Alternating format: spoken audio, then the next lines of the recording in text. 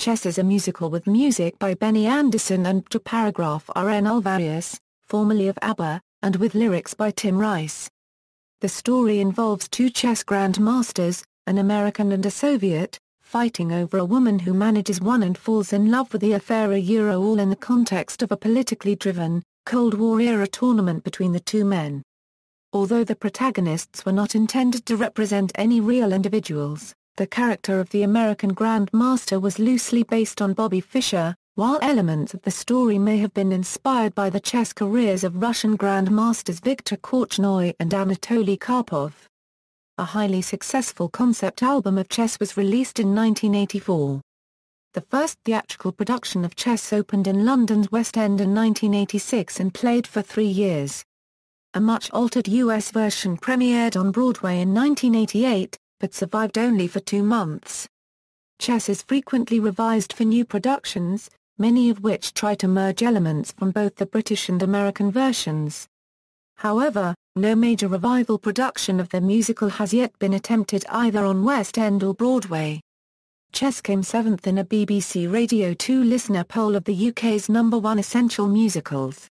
Development: lyricist Tim Rice had long wanted to create a musical about the Cold War.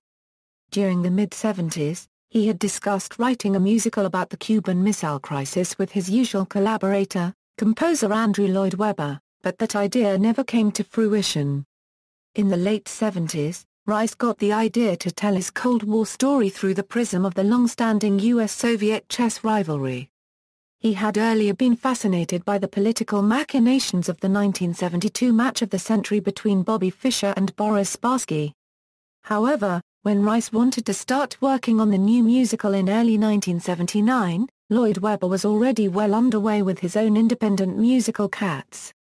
Subsequently, American producer Richard Voss suggested to Rice to work with Andersson and Alvarius instead, knowing that they were looking to develop and produce projects outside of ABBA. An ardent fan of the group, Rice agreed. He later wrote that he felt no reservations because there is a sense of theatre in the ABBA style. With Voss also in attendance, Rice met with the two in Stockholm for the first time on December 15, 1981 in order to discuss the concept, and they quickly signed on to the project. All through 1983, the three men worked on the music and lyrics. Rice would describe the mood of particular songs he wanted, then Andersson and Alvarius would write and record the music and send the tapes to Rice, who would then write lyrics to fit the music, and send the resulting tapes back to Andersson and Alvarius and so on. Some of the songs on the resulting album contained elements of music Andersson and Alvarius had previously written for ABBA. For example, the chorus of I Know Him So Well was based on the chorus of I Am an A song from their 1977 tour, while the chorus of Anthem used the chord structures from the guitar solo from their 1980 ABBA song Our Last Summer. Alvarius would also provide dummy lyrics to emphasize the rhythmic patterns of the music, and since Rice found a number of these embarrassingly good as they were, incorporated a few in the final version. The most well-known example is One Night in Bangkok Makes a Hard Man Humble. One song, which became Heaven Help My Heart, was recorded with an entire set of lyrics, sung by ABBA's Agnetha Farkaranci LTSKOG with the title Every Good Man, although none of the original lyrics from this song were used. Partly to raise money in order to produce the show in the West End and partly to see how the material would fare with the public, it was decided to release the music as an album before any stage productions were undertaken, a strategy that had proven successful with Rice's two previous musicals, Jesus Christ Superstar and Evita. Owing in part to the different countries in which the lyricist and composers resided, recording on the album Musical of Chess began in Stockholm in early November 1983, with Andersson recording the many-layered keyboard parts himself along with other basic work at their usual Polar studios, and choral and orchestral work then recorded in London by the Ambrosian Singers along with the London Symphony Orchestra. The album was then sound engineered and mixed back at Polar by longtime ABBA sound engineer Michael Beechtoe. Original album, History, the double LP, often referred to as a concept album or album musical, was released worldwide in the autumn of 1984. Liner notes included with the album featured a basic synopsis of the story in multiple languages along with song lyrics and numerous photos. The music on the album was described by the New York Times as a sumptuously recorded, grandiose pastiche that touches half a dozen bases, from Gilbert and Sullivan to late Rodgers and Hammerstein, from Italian opera to trendy synthesizer-based pop, all of it lavishly arranged for the London Symphony Orchestra with splashy electronic embellishments. The album featured Murray Head, Tommy Carr Paragraph RBERG, Elaine Paige, and noted actor Dennis Quilley in the role of Molokov. A single from the album, One Night in Bangkok, with verses performed by Murray Head and choruses performed by Anders Glenmark, became a worldwide smash, reaching number 3 on the US Billboard Hot 100. The duet I Know Him So Well by Elaine Paige and Barbara Dickson held the number 1 spot on the UK singles charts for 4 weeks, winning the Ivor Novello Award in the process as the best-selling single. In addition, the tune was later covered not only by Whitney Houston and her mother Cissy as a duet for her sophomore release Whitney, but also by Barbra Streisand, who recorded it originally for the Broadway album released in 1985. However, the track was deleted from the album due to lack of space and remained unreleased until it was featured on her 1992 album Highlights from Just for the Record. On October 27, 1984, a concert version of the album was premiered by the original cast in London's Barbican Centre and then performed in Hamburg, Amsterdam, and Paris with final presentation on November 1 in Bewaaldhollen in Stockholm. In 1985, music videos were filmed for the songs One Night in Bangkok, Nobody's Side, The Arbiter, I Know Him So Well, and Pity the Child, featuring the performers from the album and directed by David G. Hillier. These were released together in a VHS video entitled Chess Moves.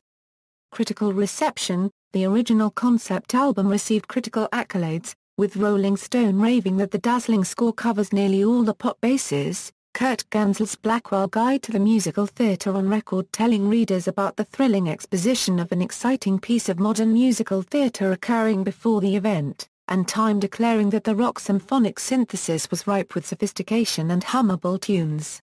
The album became a top 10 hit in the UK, West Germany and South Africa, reached number 47 on the US Billboard 200, number 39 in France, number 35 in Australia, and for 7 weeks remained at number 1 on the Swedish album chart due in no small part to the composer's Swedish heritage. The recording also received several prestigious awards, including the Golden Europa from Germany, the Edison Award from the Netherlands, and the Rockpicture Paragraph RN from Sweden. Principal cast: the American Murray Head, the Russian Tommy Carr Paragraph RBERG, Florence Elaine Paige, Molokov Dennis Quilley, the Arbiter Paragraph RN Skiffs, Svetlana Barbara Dickson. The protagonists, simply called the American, and the Russian for the original album, was sung by Murray Head and Tommy Carr Paragraph RBERG respectively. The part of Florence, initially the American's second and subsequently the Russian's lover, was sung by Elaine Paige, whilst the part of the Russian's wife Svetlana was sung by Barbara Dickson. Track listing: British stage version, history of the original West End production, Chess premiere read in London's West End on May 14, 1986 at the Prince Edward Theatre and closed on April 8, 1989. The original production was originally set to be directed by Michael Bennett.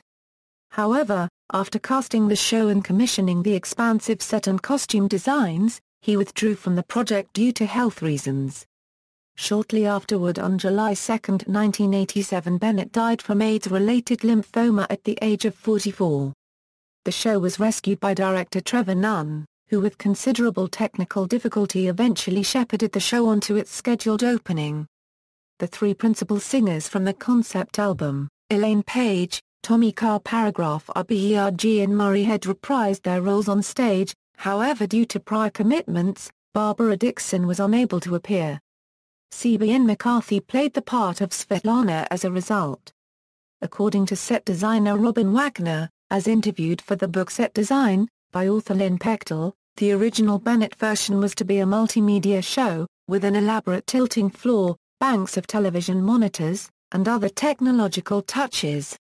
Realizing he could never bring Bennett's unregistered trademark S vision to fruition, Nunn applied his realistic style to the show instead, although the basics of the mammoth set design were still present in the final production. These included 3 video wells, the main of which featured commentary from chess master William Hartston, and appearances from various BBC News readers rounding out the package. The London version expanded the storyline of the concept album, adding considerable new recitative, and attracted several West End stars, such as Anthony Head, Granny Arenan, Rhea Jones, David Burt, and Peter Carey, during its 3-year run, and was a massive physical undertaking, with estimated costs up to $12 million. 8 months later, the nomination and a win came in for the Critics' Circle Theatre Award for Best Musical, and the show received 3 1986 Laurence Olivier Award nominations for Best Musical, Outstanding Performance by an Actor and Outstanding Performance by an Actress as well. In the categories of Best Musical and Outstanding Performance by an Actor, Chess lost to The Phantom of the Opera, by Rice's former collaborator Andrew Lloyd Webber. Critical reception: the premiere of the musical provoked an overall mixed to favourable verdict from the critics and, according to Variety, created one of the bigger West End mob scenes in recent memory. Most of the naysaying notices had comments ranging from far too long, and shallow, improbable story masquerading as a serious musical, from the Sunday Times to The Guardian's conclusion that, a musical is only as good as its book, and here one is confronted by an inchoate mess. Other newspapers posted rave reviews however. The Daily Telegraph wrote that the show was gift-wrapped and gorgeous. Compels admiration. The Times noted that it turns out to be a fine piece of work that shows the dinosaur mega-musical evolving into an intelligent form of life, and Today called it gripping, eye-catching, nearly a major triumph. In addition, Michael Radcliffe wrote in Observer that the operetta plot, which would have delighted a mature whore, is dramatized in a buoyant, eclectic and stirring theatre score, and called Car Paragraph RBERG the indisputable star of the show. Sheridan Morley in International Herald Tribune complimented the show's remarkably coherent dramatic shape, and staging of considerable intelligence and invention. Plot summary: Act 1, the president of the International Chess Federation the arbiter speculates on the origins of the game of chess before announcing the location of the upcoming World Chess Championship, Murano, Italy. As the townsfolk prepare for the occasion, the current world champion, Freddie Trumper of the United States, arrives with his second and presumed lover, Hungarian-born, English-raised Florence Vassi. Florence derides Freddie for his bad boy attitude and brash behavior, which immediately gets out of hand when he assaults a journalist who questions his relationship with Florence. Meanwhile, Freddie's Soviet-Russian challenger, Anatoly Sergeyevsky, bickers with his own second, the scheming Molokov. Afterwards, in private, Anatoly cynically reflects on the selling out of his dreams to get to where he is today. The opening ceremony features the American and Soviet delegates each vowing their side will win, the arbiter insisting on a clean game, and marketers looking to make a profit. During the increasingly intense match, Freddie suddenly throws the chessboard to the floor and storms out of the arena, leaving Florence to negotiate with Anatoly, Molokov, and the arbiter, eventually promising to retrieve Freddie. It turns out that Freddie engineered the outburst in the hopes of extracting more money from his sponsor, an American sensationalist media company called Global Television, though Walter the company's representative in Freddie's delegation criticizes the stunt as ludicrous. Florence later scolds Freddie, and they fight about the politics of the tournament until he viciously turns the argument toward her missing father, believed captured or killed by Soviet forces during the 1956 Hungarian Revolution. She laments the situation alone before heading off to the Murano mountain Inn for the reconciliatory meeting she has scheduled between Freddie and Anatoly. Freddie does not immediately turn up, though, leaving Anatoly and Florence awkwardly alone together. However, they eventually embrace as romantic feelings arise before being finally interrupted by Freddie, who is working out new financial terms with Global TV. The chess tournament proceeds. Distracted by the loss of Florence's love, however, Freddie flounders, leaving himself just one more loss away from losing his title. Due to Freddie's atrocious attitude, Florence finally deserts him, whereby Freddie ponders how his unhappy childhood left him the man he is today. he sends the arbiter a letter of resignation, resulting in Anatoly's becoming the new world champion. Anatoly immediately defects from the Soviet Union and seeks asylum at the British Embassy. Florence, accompanying Anatoly, reflects on their newfound romance. Meanwhile, Walter tips off the press about this scandal. When the mob of reporters ambush Anatoly and ask why he is deserting his country, he tells them that his land's only borders lie around his heart and, thus, that love is all that matters. Act 2, a year later, Anatoly is set to defend his championship in Bangkok, Thailand. Freddie is already there, chatting up locals and experiencing the Bangkok nightlife. He is Global TV's official commentator for the tournament.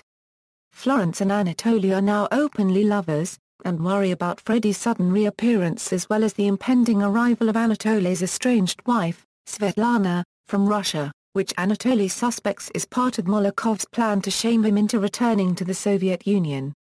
Molotov, meanwhile, has trained a new proto-copyright copyright, Leonid Vyagand, to challenge, defeat, and humiliate Anatoly. Walter, now Freddie's boss, manipulates Freddie into embarrassing Anatoly on live TV during an eventually heated interview between them. Molotov, who indeed is responsible for Svetlana's presence in Bangkok, blackmails her into urging Anatoly to throw the match. Walter, who has been promised the release of certain captured American agents if he can ruin Anatoly's performance, informs Florence that her father is still alive though imprisoned, and that he too will be released if she can convince Anatoly to lose. Despite Molotov and Walter's efforts, none of their ploys work to get Anatoly to throw the game. As a result, Molotov and Walter team up to get Freddie to personally persuade Anatoly and Florence, knowing that Freddie is vengeful toward Anatoly and interested in winning back the love of Florence. However, Freddie's attempts also fail. Surprisingly, Svetlana and Florence end up bonding over their respective relationships with Anatoly. Florence ultimately admits that it would be best for Anatoly to return to his children and Svetlana. Anatoly, meanwhile, follows an anonymous letter guiding him to What Fo, where Freddie appears, having decided to merely facilitate a brilliant match, regardless of his own personal conflicts with Anatoly. Because of this new change in attitude, Freddie informs Anatoly of a significant flaw in Vyagand's strategy that will help Anatoly win. In the deciding game of the match, with the score tied at 5-all, Svetlana castigates Anatoly for wallowing in the crowd's empty praise and Florence expresses similar annoyance with him for casting aside his ideals. Regardless, Anatoly achieves a superb victory against Vyagand. Later, Florence confesses her feelings that he should return to his family in the Soviet Union. The pair reflects on the conclusion of their romance. Walter later approaches Florence with the news that Anatoly has defected back to the USSR, meaning that her father will certainly be released. He startlingly admits, however, that no one actually knows if her father is still alive. Florence breaks down, telling Walter that he is using people's lives for nothing, and she sadly recognizes the truth of Anatoly's earlier sentiment that only love matters. Original West End cast: Frederick Trumper, the American Murray Head, Florence Vassie Elaine Page, Anatoly Sergeyevsky, the Russian Tommy Paragraph RBERG, Alexander Molotov John Turner, Walter de Courcy Kevin Coulson, the arbiter Tom Job, Svetlana Sergeyevsky CBN McCarthy, Mayor of Murano Richard Mitchell, TV presenter Peter Carey, civil servants Richard Linden, Paul Wilson. Songs, the multiple songs listed here are often merged on recordings into a single track. A song is alternately titled US Versus USSR section. This song actually originated with the American version of the musical, but has since been also included in productions and recordings otherwise adhering to the British version. American stage version, history of the original Broadway production. After West End, the creative team decided that the show had to be completely reimagined from the top down, leading to a second major stage version of the musical, with considerable differences from the British version in both plot and music. Trevor Nunn brought in playwright Richard Nelson to recreate the musical as a straightforward book show for New York's Broadway audiences. none brought in new, younger principals after he disqualified Page from the role of Florence by insisting Nelson recreate the character as an American. The story changed drastically, with different settings, characters, and many different plot elements, although the basic plot remained the same. As Benny Anderson put it to Variety, the main difference between London and here is that in London there is only about 2 or 3 minutes of spoken dialogue. Here, in order to clarify some points, it is almost one-third dialogue. The changes necessitated the score to be reordered as well, and comparisons of the Broadway cast recording and the original concept album reveal the dramatic extent of the changes. Robin Wagner completely redesigned the set, which featured a groundbreaking design of mobile towers that shifted continuously throughout the show, in an attempt to give it a sense of cinematic fluidity.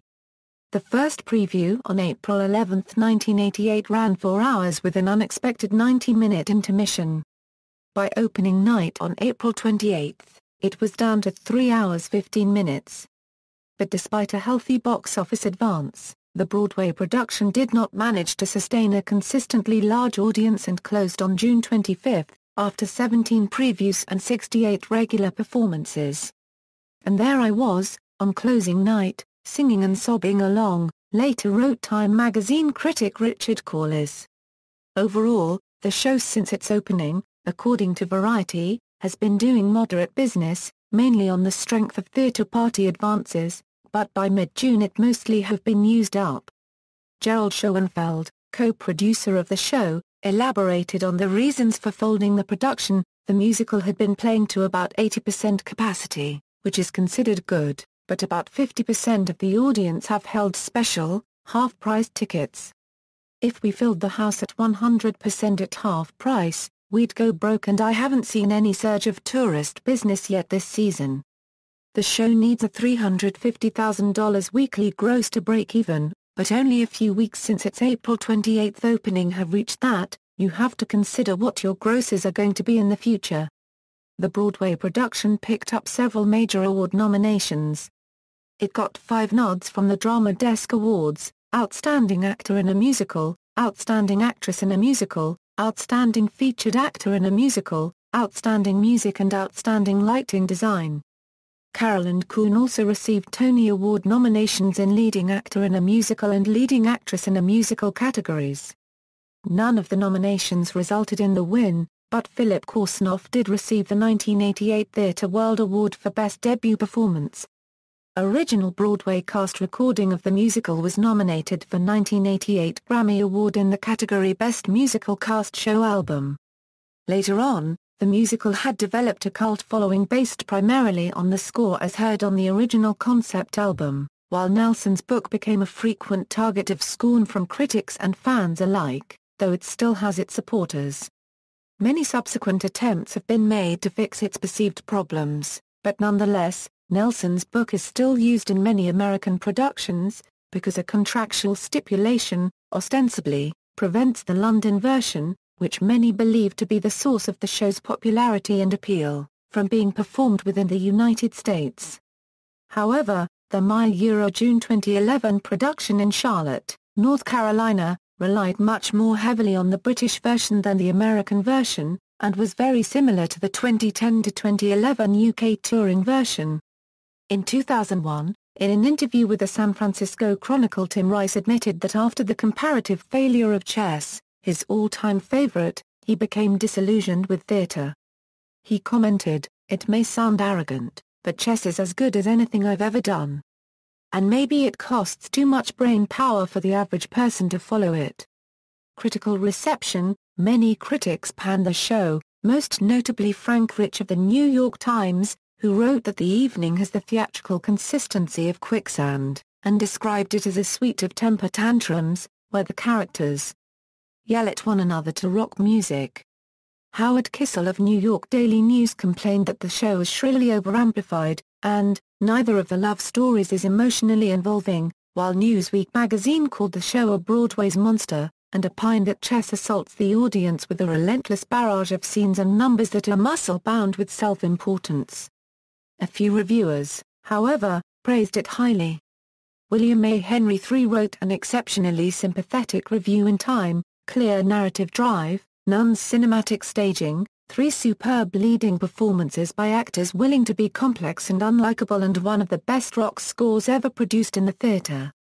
This is an angry, difficult, demanding and rewarding show, one that pushes the boundaries of the form. His sentiments were echoed by William K. Gale in Providence Journal, a show with a solid, even wonderfully old-fashioned story that still has a bittersweet, rough-edged view of the world. Exciting, dynamic theater. A match of wit and passion. Richard Christiansen of Chicago Tribune suggested that chess falters despite new strategy, yet concluded his review, audiences forgive a lot of failings when they find a show that touches them with its music, and chess, clumsy and overblown as it sometimes is in its 3 hours plus running time, gives them that heart. Welton Jones wrote in the San Diego Union Tribune that chess is one of the richest, most exciting scores heard on Broadway in years. Sadly, the music has been encumbered with an overwritten book and an uninspired staging. Truly, this is a score to be treasured, held ransom by a questionable book and production. All critics agreed, though, on the 3 leading performances by Judy Kuhn, David Carroll and Philippe Korsnoff. They were showered with praise. Splendid and gallant, powerful singers, remarkably fine, especially Kuhn, whose performance Variety called a show's chief pleasure. Benny Anderson commented on the negative Broadway reviews, "I really don't know why they don't like it. I do know that most of the audiences so far stand up and cheer for everyone at the end. They appear to get emotionally involved with the show, and they really like it." Plot summary: the play's American incarnation has noticeably different settings, lyrics, song orders, and sometimes whole songs are and a completely different act to a from the British version. In particular, in the American chess the entire show is about one chess match, not 2. Act 1 involves the first part of the match, which is held in Bangkok, Thailand, while Act 2 handles the conclusion, and is set in Budapest, Hungary.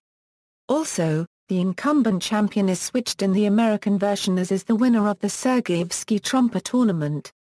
Prologue: in 1956, a Hungarian revolutionary, Gregor Vassi, calmly explains to his 4-year-old daughter, Florence, the history of chess, before the two are separated in the midst of a violent rebellion in Budapest.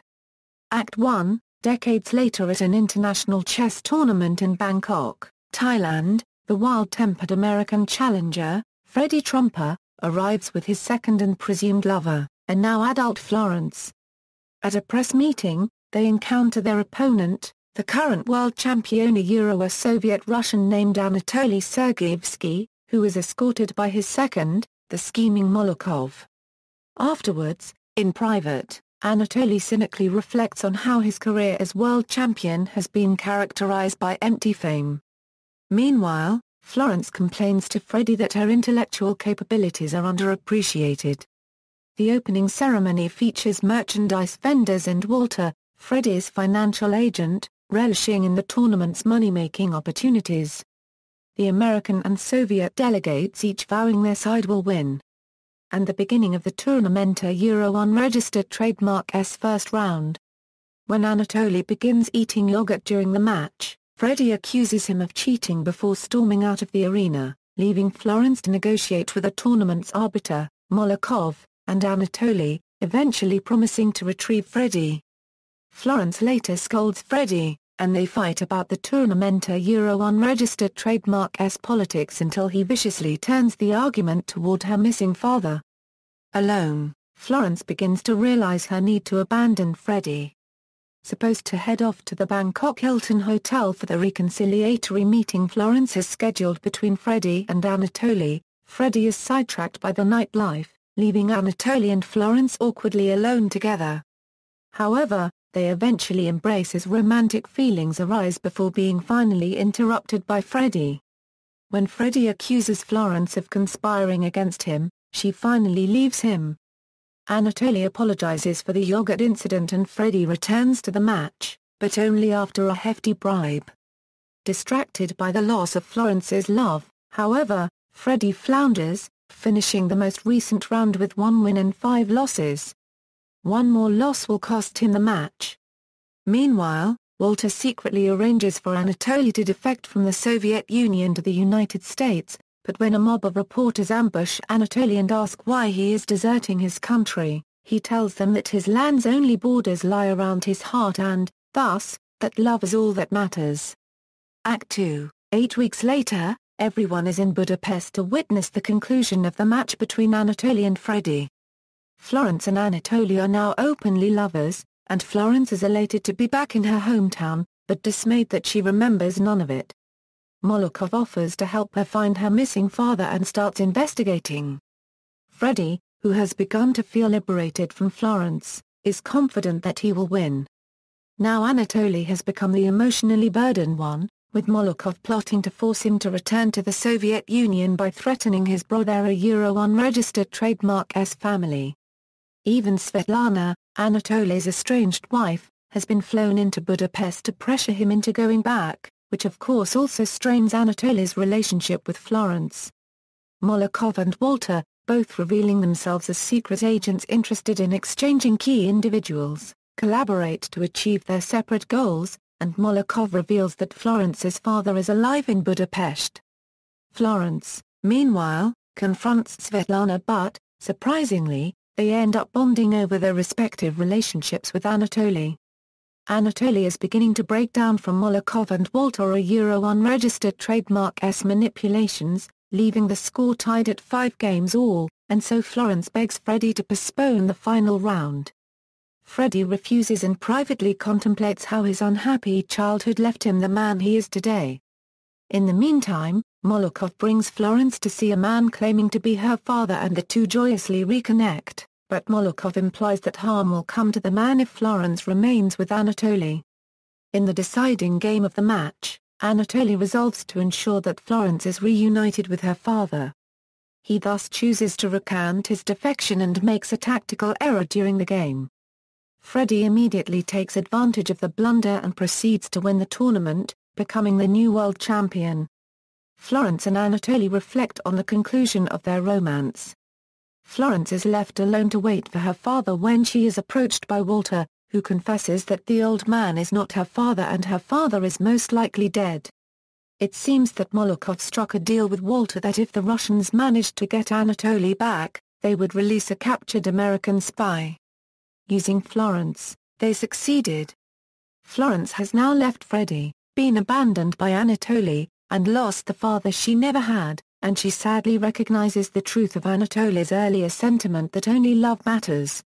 Original Broadway cast: Frederick Trumper, the American Philip Korsnov, Florence Vassia Judy Kuhn, Anatoly Sergeyevsky, the Russian David Carroll, Ivan Molokov Harry Goz, Walter Anderson Denis Pilato, Arbiter Paul Homan, Svetlana Sergeyevsky Marcia Mitzman, Gregor Vassia Neil Ben-Ari, young Florence Gina Gallagher, Nikolai Kurt Jones, Joe and Harold Richard Muanes and Eric Johnson, Ben Kit Niven. Songs: This song appears on the Broadway cast album, but was deleted from production and is not found in the script licensed for production. This song features in productions, but was unrecorded for the Broadway album. Several songs in the American version are sometimes identified by alternative titles.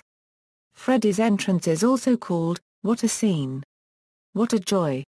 US vs. USS are called Diplomats. Florence quits called So You Got What You Want. Anatoly and the Press called Reporters. No Contest called Winning. And a whole new board game called Freddie Goes Metal. Miscellaneous productions, concerts, and recordings. List of miscellaneous productions, concerts, and recordings. Main characters, differences among the major versions, references. External links: Chess at the Internet Broadway Database, ICE the site Benny Anderson and Paragraph RNL various news site, including West End and Broadway reviews of Chess, plot summary and casting breakdown, Chess the Musical 2010, Chess Musical.